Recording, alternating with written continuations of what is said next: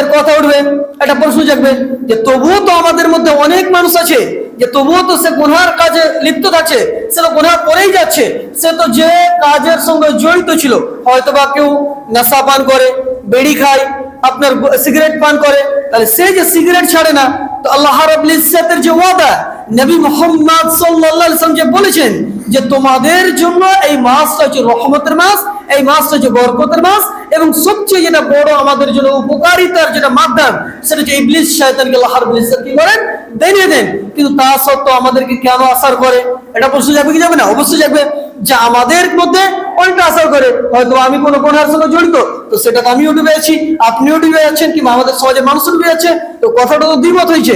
এখানে একটা বুঝবেন যে মানুষের যে নফস কিংবা রুহ যে রয়েছে আমাদের শরীরে, এই যে নিজে যে আপনি 11 মাস ধরে যে কাজটা করবেন, যখন সে ওই কাজে বারবার ব্যস্ত হতে থাকে, তো সেখান থেকে সে কিন্তু ফিরে আসতে পারে না। কথা বুঝবেন?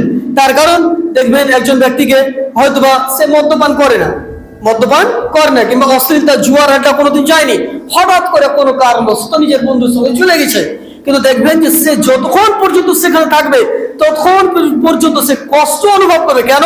যে সে কোনোদিনও মদের আড্ডাতে যায়নি, তাসের আড্ডাতে যায়নি, সে গুনার কাজে যায়নি, কিন্তু হঠাৎ করে একদিন জয় হয়ে গেছে, তাহলে সে যতক্ষণ পর্যন্ত থাকবে, তার কারণ তার নফস সেটা গ্রহণ করতে চায় না, তার যে রূহ রয়েছে, যে রুহানি যে একটা ইচ্ছা রয়েছে, সেটা কিন্তু গ্রহণ করতে চায় না।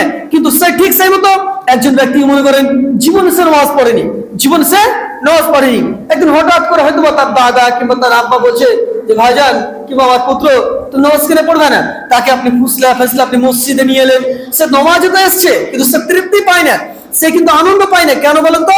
যে সে এই জন্য আনন্দ পায় না, সে মসজিদে কোনোদিন আসেনি, তার কারণ যে তার রুহের যে খোরাক যে তার নফসের যে তার যে ইচ্ছা শক্তি, এটাকে গ্রহণ করতে পারে না, তার কারণে সে এখানে আপনার অশান্তি বোধ করে।